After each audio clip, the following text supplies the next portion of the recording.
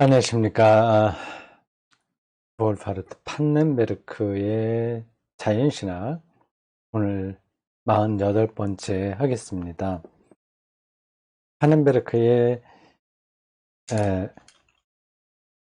특강 혹은 아티클 네 번째 우발성과 자연법칙을 우리가 읽고 있습니다. 그 안에서 우발성과 하나님이라는 소제목을 따라가고 있습니다. 134쪽 위에서 다섯째 줄입니다.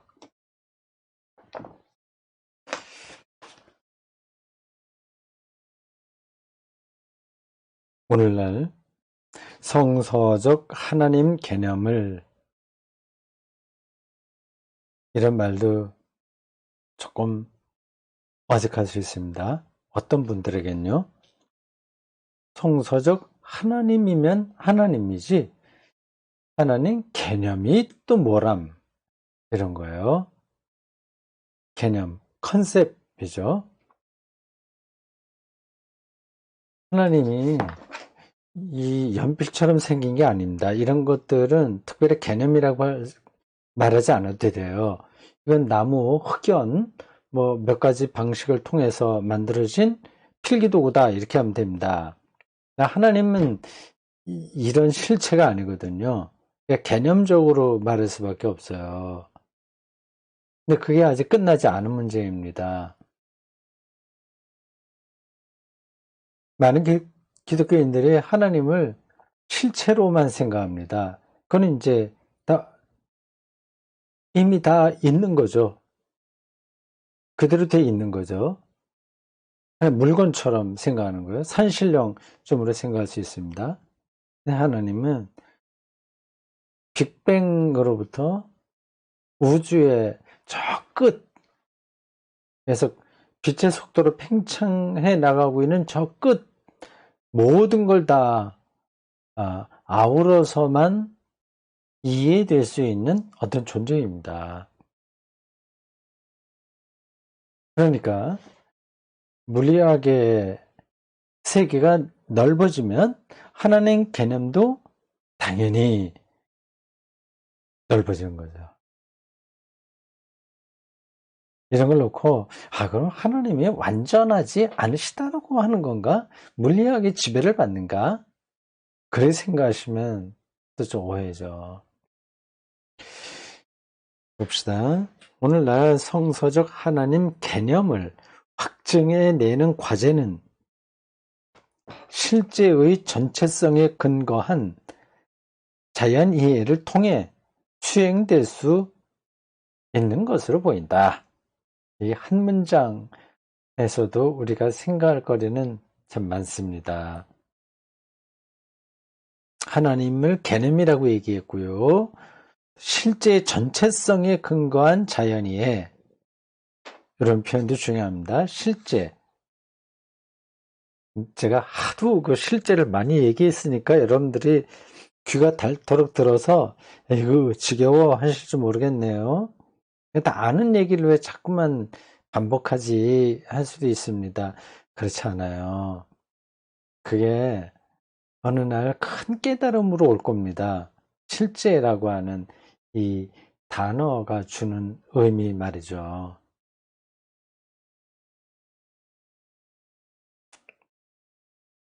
흔하게 인용되는 하나의 사물이었는데 내가 꽃이라고 부르니까 꽃이 되어 나에게 왔다. 그 식구에 있는 사건이 이러한 책 읽기에서도 벌어집니다. 실제의 전체성, 그러니까 빅뱅부터 지금 아직까지도 끝나지 않은 거기까지 전체에 근거한 자연 이해를 통해 수행될 수 있다고 보인다. 일반적으로 이 과제는 어떤 과제예요? 하나님 개념을 확증해내는 과제.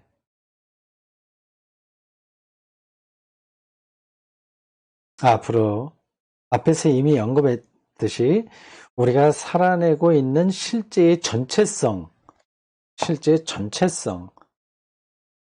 이 다른 전제들에 근거하는 것보다 성서적 하나님 개념의 근거에서 보다 더 포괄적으로 드러나는가의 물음에 답하는 형식으로 이행된다. 맞아요. 자연 법칙들을 관측하는 방식으로 변형된 히랍의 영원한 우주적 질서 개념은 고전 물리학에 많은 영향을 끼쳤다. 굉장히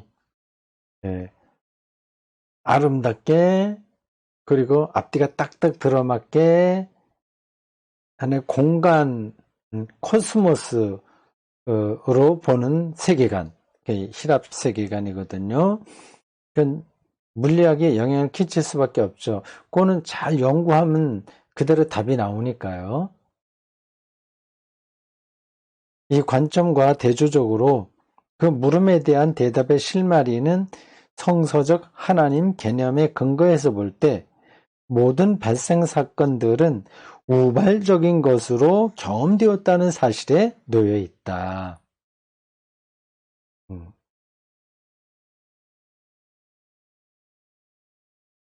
히랍의 세계관은 우주관은 대단히 체계가 있고 앞뒤가 딱딱 들어맞는데 히브리적 세계관은 우발성에 근거한 겁니다.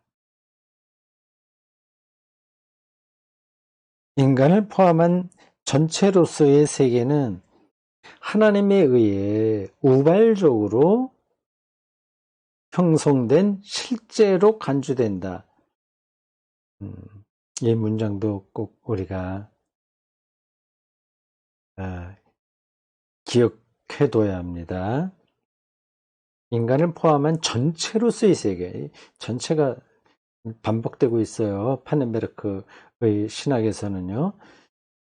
전체로서의 세계는 하나님에 의해 우발적으로 형성된 실제로 간주된다. 그렇게 기계적으로 앞뒤가 탁탁탁탁 맞아 떨어져서 되는 게 아니라는 겁니다. 계속해서 우발적인 것이 개입돼서 만들어진 실제라고 하는 거죠. 리얼리티인데 그게 우발적으로 형성됐다고 하는 겁니다. 그래서 유일해적이라고 하는 말도 중요한 거죠. 한 번 그렇게 된 발생 사건들인 겁니다. 반복이 안 되는 거예요. 그게 히브리인들의 구약 성서에 나오는 세계의 하나님 개념의 토대입니다. 우리의 창조에 대한 믿음이 그렇다고 말할 수 있다. 문제는 공식으로 표현되는 법칙의 근거로서 현존하는 질서가 이 세계는 그렇게 돼가죠. 질서, 법칙, 수학, 정리 이런 걸로 됩니다. 이러한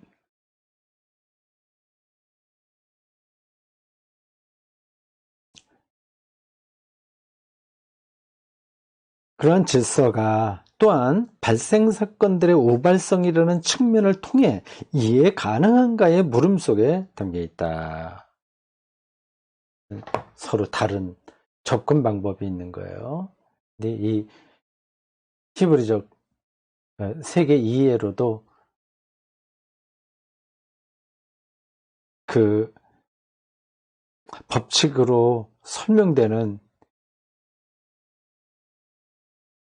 이 세계를 이해할 수 있냐 그 얘기죠. 오직 이러한 방식을 통해서만 자연 법칙들이 표상하는 질서가 또한 그 자체로 창조 사유를 통해 대립 없이 파악될 수 있다는 사실이 확증될 수 있을 것이다. 그렇게 해야만 신학의 입장에서 그렇지 않다면 이제 성서의 창조와 하나님 개념은 공허하게 되는 겁니다.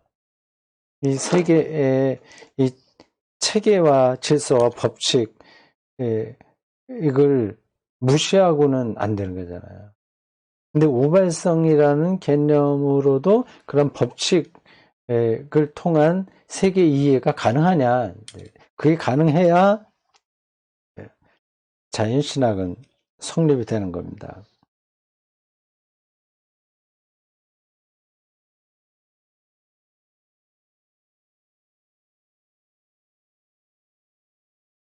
그거 읽었죠. 아이고, 이게 몇째 줄인가? 발생 사건들이 보여주는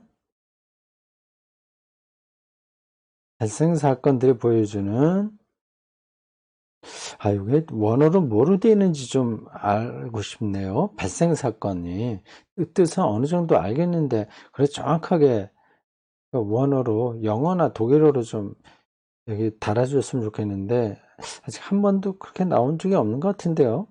모르겠습니다. 앞에서 한번 나왔을지요. 발생 사건들이 보여주는 우발성의 징후를 통해서 실제를 이해하는 것이, 또한 그와 대립되어 보이는 것, 즉 자연 법칙들의 질서를 설명할 수 있을 것인가. 여기 이 물음, 바로 이 물음에 대한 답을 통해서만 성서적 하나님 개념에 근거하여 실제를 이해하는 것이, 네. 실제, 물리학도 실제로 이해하려고 하는 거니까요. 그렇잖아요. 네. 무시간적 질서의 빛에서 전체 실제를 코스모스로 조망하는 실합적 사유에 근거하여 실제를 이해하는 것보다 더 포괄적이라는 사실이 드러날 수 있을 것이라고 생각이 된다. 예. 각주 21번 보겠습니다. 랭던 길키는 그의 탁월한 저서 하늘과 땅의 제작자, 기독교 창조론 연구라는 책에서 특정의 가설들에 근거하여 경험의 전체성, 맨날 그 데모크리투스가 보았던 세계, 그런 경험, 그리고 코페르니쿠스, 갈릴레이가 보았던 세계 경험, 뉴턴과 쭉 내려오는 그 모든 것, 그런 가설들에 근거한 경험의 전체성, 그 전체, 그 시대마다 이게 이제 변해 왔는데, 그 전체성이 이전보다 더 일관성이 있고 이해하기 쉽게 되는가를 실험하면서 물리 실험을 철학적으로 유비하여 보고 있다. 길키에 따르면 그와 유사한 것이 또한 기독교 신앙에서 확증되어야 된다. 그것은 우리 자신과 우리를 둘러싼 세계에 대한 보다 일관성이 있고 지적으로 이해 가능한 이해의 토대가 될 수 있다. 초월적 질서와 의존되어 있고 우발적이지만 그러나 실제 하는 유한성에 대한 직관들이 이에 근간이 되는 것이다. 그렇게 학자들이나 물리학자들, 신학자들, 철학자들 다 포함하여 왜 이렇게 복잡하게 얘기하지? 내 세상에 이렇게 있는 거 아니야? 여기서 우발성이 어떻고 양자역학이 어떻고 끈이 어떻고 포스 필드가 어떻고 잠깐만 이렇게 복잡하게 얘기해서 그렇지 않아도 삶이 피곤한데 원래 피곤하게 만들지. 그 있잖아, 있는 거잖아, 이게 실제잖아. 그렇게 말할 수 있습니다. 근데 이게 실제가 이게 아닌 건 아닌데 그 실제라고 말할 수는 없는 거죠. 실제는 이거보다 더 크고 근원적이니까요. 예를 들자면 연필 제가 늘 손에 들고 있는 건데 이게 엄밀하게 따지면 빈 공간입니다. 대부분은 공간이에요. 이게 비어 있어요. 비어 있는 게 실제입니다. 비어 있음이 실제예요. 이상하죠? 왜 그래? 지금 만질 수 있고 이건 확실하게 이렇게 나무로 돼 있고 흑연이고 이게 실제지. 왜 이렇게 비어있다고 그래? 비어있기는 지금 딱딱하게 지금 정확하게 어떤 공간 안에 자리를 차지하고 있구먼. 이렇게 말할 수 있습니다. 작은 세계로 들어가면 다 비어있는 거예요. 원자 있잖아요. 가장 작은 입자라고 우리가 알고 있습니다. 원자에, 원자요. 그걸 그 축구장이나 야구장처럼 큰 운동장 크기로 이제 비교해 보세요. 그게 이제 원소라고 한다, 원자라고 한다면, 요즘 제가 그 원자와 원소 이 두 단어의 차이를 잘 이해했습니다. 그럼 막 헷갈려 쓰곤 했는데, 어느, 예, 그, 도쌤 쪽에 누가 가르쳐 줘서, 예, 한 두 번쯤 제가 가르침을 받은 것 같네? 이제는 그걸 헷갈리지 않고 쓰게 됐습니다. 원소는 어떤 성격, 아, 성격이라고 하나? 그, 어, 그 작은 단위의 성격을 얘기하고, 원자는 그 알맹이 자체를 얘기하는 겁니다. 이런 설명이 됐나 모르겠네. 하여튼 느낌은 제가 알겠어요. 그러니까 원자라고 원자를 큰 운동장이라고 생각하면 그 원자 구성이 어떠냐 하면 그 안에 핵이 있고 전자가 있어요. 핵이 이제 양성자죠. 그 전자는 마이너스입니다. 마이너스 플러스가 있어야 어떤 게 형성돼요. 근데 그 대부분의 질량을 그 가운데 있는 그 핵이라고 그러나 양성자. 예, 그겁니다. 질량이 그게 차지하고 있습니다. 근데 그게 큰 운동장에서 그걸 원소라고 한다면 그 양성자, 핵은 구술만 합니다. 그러니까 있으나 없으나 정도예요. 이거는 비교가 안 되는 거죠. 근데 그게 없어 거의 어, 원소는 비어 있다고 봐야 돼. 원자는 비어 있다고 봐야 됩니다. 그러니까 전자 있죠. 전자는 이 양성자 핵이라고 하는 핵과 양성자가 내가 또 헷갈리면 안 되는데 그 쓰는 용어에 따라 다르겠죠. 어쨌든 그 대부분의 질량을 차지하는 핵 양성자 이거에 뭐 수천만 분의 1도 안 된답니다. 전자는. 뭐 보통 우리가 전자제품 쓰지 않습니까? 근데 그 전자의 작동을 이용하는 기계들이에요. 그러니까 원자는 비어 있는 거예요. 그러니까 이 연필도 사실은 분자로 돼 있고 그 안에 들어가면 또 원자로 돼 있잖아요. 원자가 이제 좀 몇 개 모여야 분자가 되고 그런데 기본적으로는 다 비어 있어요. 그게 실제예요. 그러니까 이거를 리얼리티라고 말할 수가 없는 거죠. 근데 이거는 왜 좀 이런 형태를 유지하냐? 뭐 그건 좀 다른 문제입니다. 실제라는 말을 여러분들이 이제 조금 더 깊이 있게 이해하시라고 해서 딱 들어맞는지는 모르나 하나 예로 든 겁니다.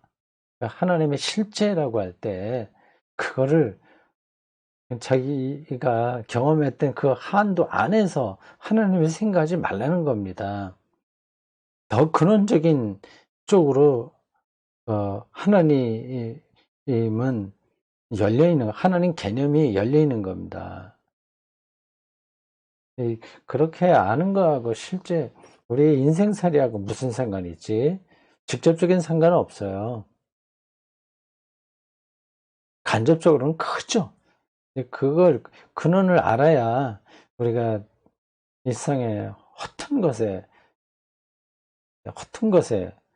마음을 분산시키지 않고 살아갈 수 있습니다. 그럼 교회는 뭐하러 다니지? 그냥 이런 공부만 하면 되지. 또 그런 생각도 할 수 있습니다. 그렇지 않습니다. 뭐 교회 생활을 왜 해야 되는지 그건 또 다른 문제인데 여기서 그냥 지나가겠습니다. 각주의 21번 뒤로 나옵니다. 현재 이 물음은 거의 다루어지지 않은 채 방치되어 있다.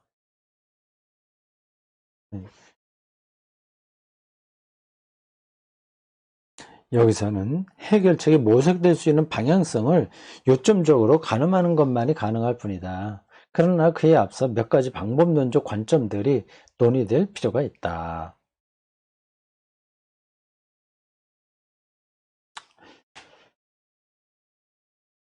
물리학적인 논증을 통해 해결책을 모색하는 것은 그것이 해결책을 만들어내든 못하든 간에 어쨌든 우리 앞에 놓인 과제에 부적절하다고 여겨진다.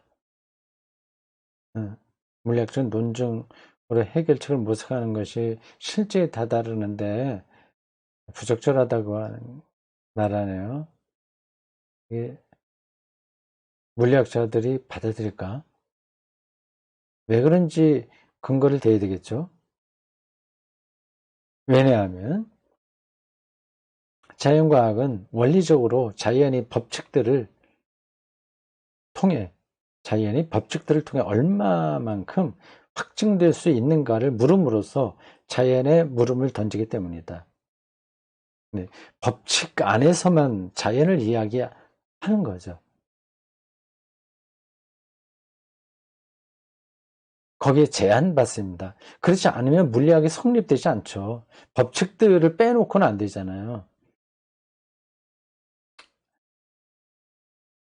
모든 자기들이 연구하고 있는 대상 그리고 나타나는 것들을 다 수학으로 표현합니다. 그게 법칙인 거예요. 그렇게 법칙을 세우지 못하면 그런 물리학이 성립되지 않습니다. 이게 이제 한계인 거죠. 그러나 우리 앞에 놓인 과제는 우리로 하여금 자연의 규칙성 자체를 구하는 다른 양상으로, 즉 자연을 발생 사건들의 우발성에 근거하여 이해할 수 있는가의 측면에서, 다시 말해 하나님 개념으로부터 자연을 이해할 수 있는가의 측면에서 조망하도록 요구하고 있다. 신학의 입장에서는 이런 거죠. 물리학자들이 모르겠어요. 서로 다르겠죠. 동의하는 사람도 있고 동의하지 않는 사람도 있겠죠.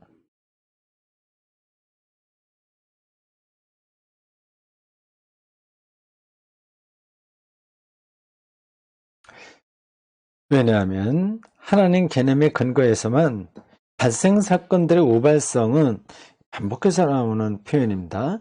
발생 사건들의 우발성, 이 사건이 발생하는 거예요. 그러니까 원자 안에서 전자가 활동하잖아요. 그런 것을 발생 사건이라고 할 수 있습니다. 그게 어떤 규칙대로 되지가 않아요. 뭐 전자 도약이란 말도 있어요. 흔적이 남지 않아요. 근데 그런 세계에서는 뭐 2주 전 설교에서 잠깐 말씀드렸는데 귀신 작용 같은 것들이 일어납니다.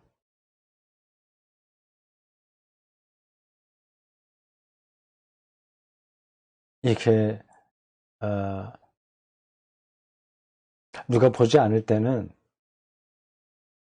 그 안에서 쭉 흩어져 있다가 이렇게 관찰해야만 입자가 돼버리는 겁니다. 이상하죠.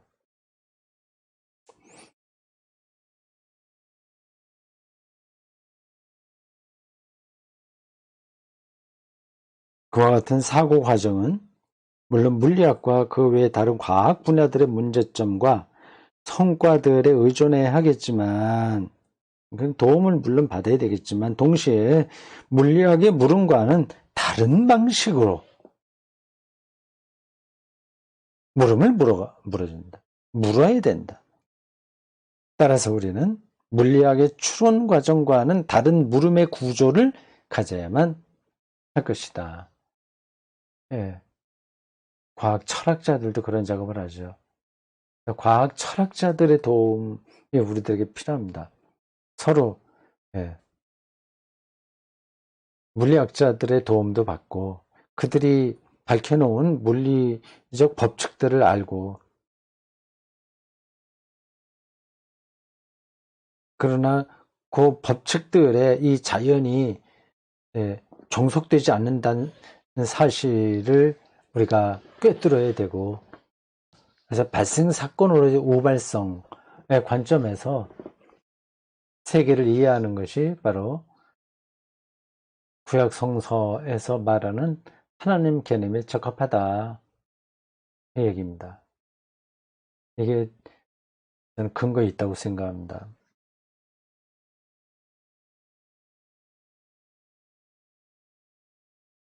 물리학의 추론 과정과는 다른 물음의 구조를 전해야 된다.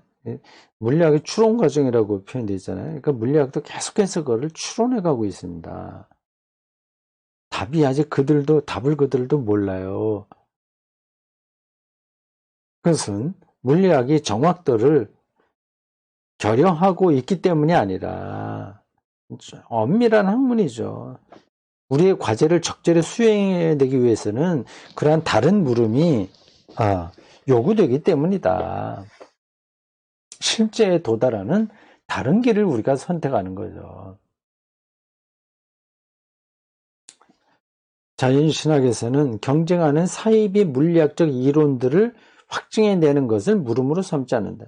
사이비 물리학, 창조과학회에 속한 학자들, 이게 이제 사이비 물리학자들입니다. 그럼에도 불구하고 필자가 제안하고 좀 봐야 되겠네. 제안하고 있는 방법론의 견지에서 보자면 물리학자의 연구 대상으로 관심을 끌만한 관점들이 제시되어야만 된다. 우리가 하는 말이 물리학자들도 좀 관심을 기울일 만한 게 있어야죠. 그거 없으면 곤란하죠. 이는 물리학적 가설들이나 통찰들이 그러한 관점들로부터 도출될 수 있기 때문이 아니라, 그런 관점들은 물리학적 가설들의 구조가 의존하고 있는 지적인 지평을 열어주고 확장해주기 때문이다. 신학자들이 얘기하는 걸로 물리학자들의 구체적인 연구의 방향을 잡는 게 아니라 그들의 생각을 더 열어주는 겁니다. 어떤 지평을 열어주는 거예요. 그래서 실제에 더 빨리 도달할 수 있게 하죠. 이러한 맥락에서 우리는 근대 물리학이 기독교적 전통에 영향을 받고 있던 지적 환경에 어떻게 그 기원을 들이고 있는지를 보게 된다. 가설들이 자연스럽게 공식으로 수립돼 가는 것은 오직 특별히 고안된 실험들에 의한 추후의 입증을 통해서만 가능했는데, 그 먼저는 어떤 인사이트가 있어야 돼요. 물리학자들이 뭐를 내다봐야 아직 증명하지 못해. 근데 어떤 발상을 하게 되는 겁니다. 사실 가설들이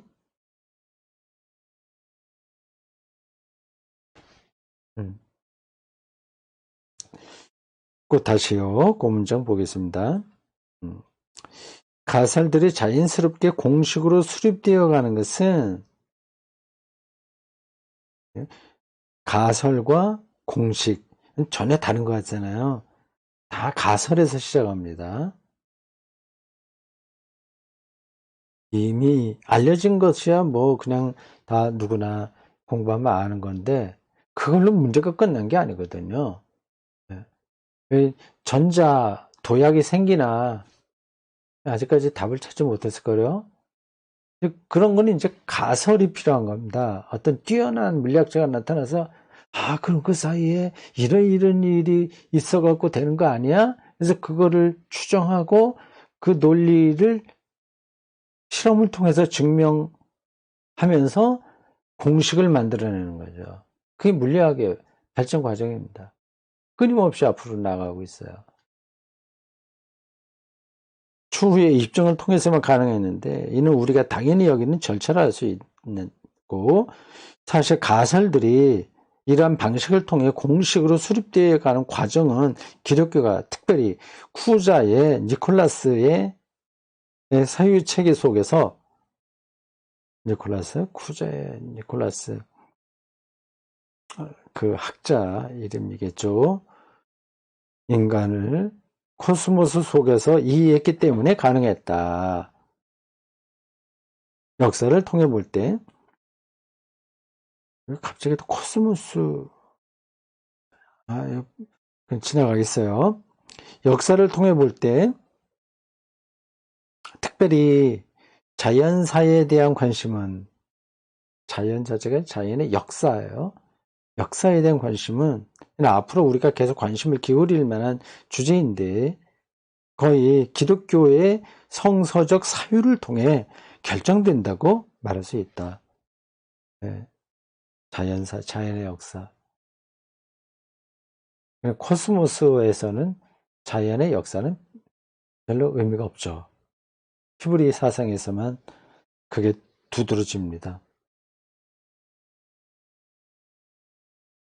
또한 물리학 분야에서 계속 묻고 있는 지평들은 무엇보다도 물음의 지평들 속에서 전자가 왜 도약하냐 그걸 자꾸 묻는 겁니다. 왜 거기는 빈 공간이만 있을까? 뭐 그런 걸 계속 묻는 거죠. 그 물어가는 지평은 무엇보다도 물음의 지평 속에서 제시되는 가설들이 실험을 통해 검증되고 이론적으로 분리될 수 있는 순서를 따라 맞아. 가야만 된다. 계속 열려야 된다. 얘기죠.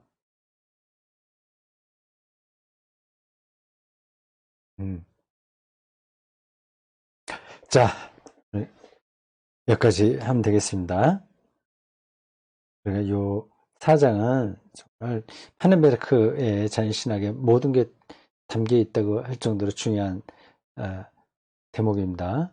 좀 천천히 또박또박 읽어보겠습니다. 수고했습니다.